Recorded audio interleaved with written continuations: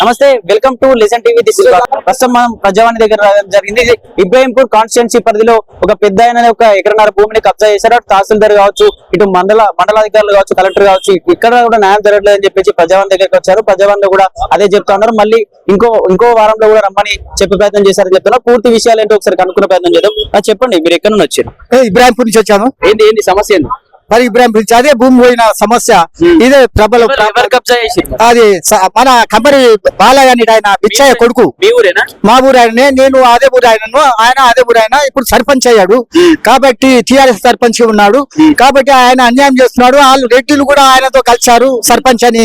నన్ను ముఖం చూసలేరు, ఆయన హైదరాబాద్ మనిషి ఇక్కడ మనిషి కాదని నన్ను అన్యాయం చేస్తున్నారు. నాది రేషన్ కార్డు, ఆధార్ కార్డు అన్ని ఉన్నాయి కాబట్టి నేను అక్కడ మార్చుకుంటాను, నా భూమి ఉన్నది అని చెప్పినా కూడా మార్చనివ్వడం లేదు. ఎంఆర్ఓ కూడా సాయం చేస్తలేడు. సంతకం చేసి నువ్వు అదే మనిషి, ఆ ఊరు మనిషి అని చెప్పేసి చెప్పడానికి కూడా రికమెండ్ చేయమంటే కూడా చేస్తలేడు. ఇక్కడ చేస్తేనే ఇక్కడ ఉంది చెంచల్గూడ దగ్గర హెడ్ ఆఫీసు, వాళ్ళు ఇస్తా అంటున్నారు. ఆధార్ కార్డు మార్పిస్తా అంటున్నారు అక్కడికి ఊరికి. అయితే ఆయన మార్చడానికి ఆయన సంతకం చేస్తలేడు. ఎంఆర్ఓ చేస్తలేడు. తిన్నాడు, దుస్మత్ తిన్నాడు, ఆయన తిన్నాడు. వాళ్ళకి సపోర్ట్ చేస్తున్నాడు, ఫుల్ సపోర్ట్ ఉన్నది ఆయనకు. రెడ్డిలు గిడ్డలు అంతా ఒక్కటున్నారు, నేను ఒక్కనే ఉన్నా. నేనేం మాట్లాడినా కూడా ఫెయిల్ అవుతున్నది. వాళ్ళు ముందుకొచ్చి వాళ్ళే మాట్లాడుతున్నారు. చుట్టూ వాళ్ళ భూములు ఉన్నాయా? చుట్టూ భూములు ఉన్నాయి. నేను బటాకి ఇచ్చాను కాబట్టి బటాకి సగం పాలు వడ్లు అని వడ్డిస్తారని ఇచ్చాను. నేను ఇక్కడ బతకనికి వచ్చాను. రెడ్డి వాళ్ళు ఏం చేశారంటే కొంచెం డబ్బులు ఇచ్చి రుసుమతి ఇచ్చి వాళ్ళకి లంచం ఇచ్చి వాళ్ళతో సంబంధం పెట్టుకున్నాడు ఈ సర్పంచ్. ఇది కారణం. పాలకి గుంజుకునే ప్రయత్నం చేస్తున్నారా? గుంజుకున్నారు ఆల్రెడీగా.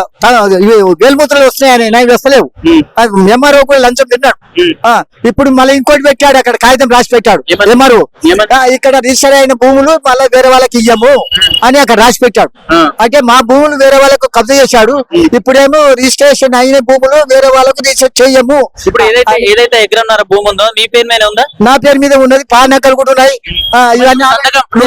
ఇప్పుడు నీ పేరు మీద ఉంది భూమి, నువ్వు సంతకం పెట్టేది వాళ్ళకి ఎట్లా పోతుంది? నేను లేను అక్కడ కాబట్టి. ఏదో చంద్ర చచ్చిపోయాడు ఆయన లేడు అని చెప్పి డూప్లికేట్ సంతకాలు చూపించాడు అక్కడ. డూప్లికేట్ సంతకాలు చూపించి అక్కడ చూపించి రాపించుకున్నాడు. ఇప్పుడు చేస్తే ఆయన ఇన్ని రోజులు ఏం చేశావు, ఇప్పుడు ఇంకోటి చేస్తాము అని చెప్తున్నాడు. అది కొద్ది కూడా రాశాడు. ఇల్లు కూడా సంతకం చేశాడు.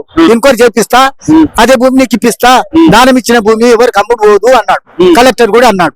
అయితే వాళ్ళు ఈ విధంగా దోషం ఎత్తుతున్నారు. వాళ్ళకి ఇంత వీళ్ళకి తినిపించుకుంటా, రుసువతు లంచం తినిపించుకుంటా వాళ్ళు ఖర్చు చేసుకుంటున్నారు. ఇప్పుడు మీ ఊర్లో కుల పెద్ద మనుషులు ఇట్లా ఉంటారు కదా, వాళ్ళు ఏం చెప్తున్నారు? కుల పెద్ద మనుషులు ఎవరు లేరు, అంతా రెడ్డిలు ఉన్నారు, తెలుగు ఉన్నారు, బీసీ ఉన్నారు, హరిజన్ ఎస్సీ ఉన్నది, కానీ ఎవరు రాణిస్తలేరు. వాళ్ళు భయపెట్టిస్తున్నారు.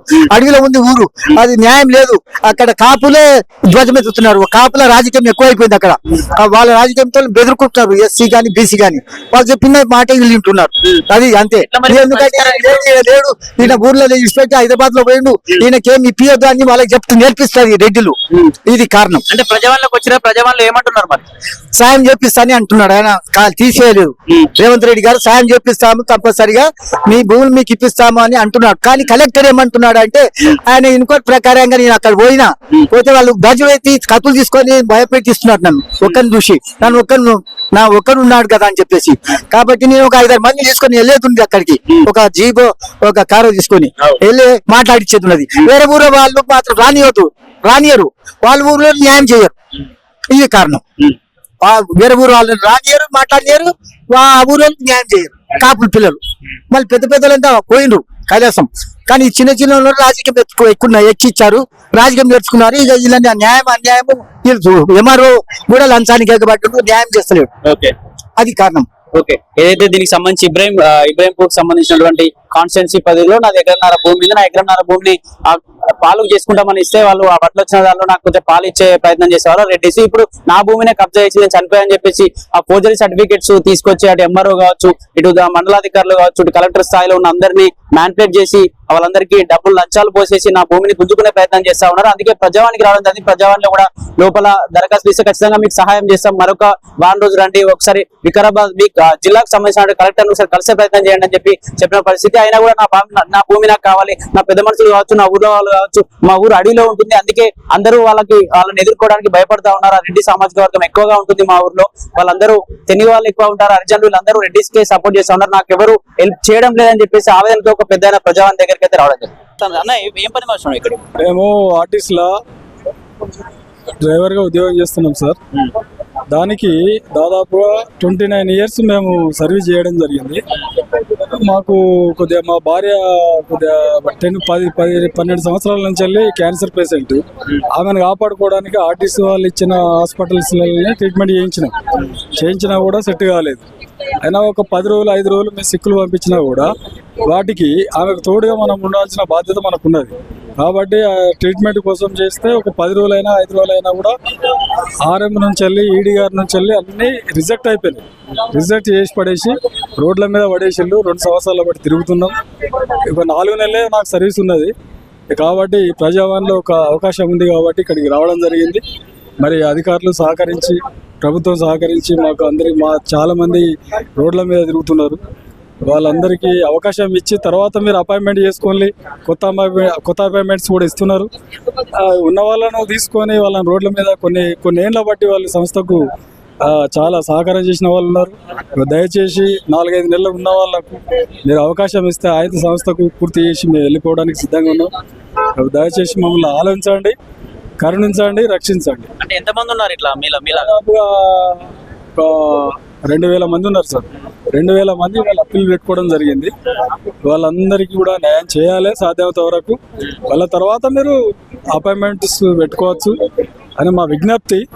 దయచేసి కొంచెం ఆలోచించి మాకు అందరికి సహకారం చేయాలని చెప్పి మేము ప్రభుత్వాన్ని కోరుతున్నాం. అంటే ఏమంటుంది ప్రభుత్వంలోనే ఏదైనా ఎమ్మెల్యేలను కావచ్చు ఎమ్మెల్యే కలిసే ప్రయత్నం చేశారా? మరి లోపల వెళ్తే అధికారులు ఏం చెప్తా ఉన్నారు? అధికారులు ఏం లేదు, మేము పరిశీలించి మీకు డేట్లు ఇస్తాము.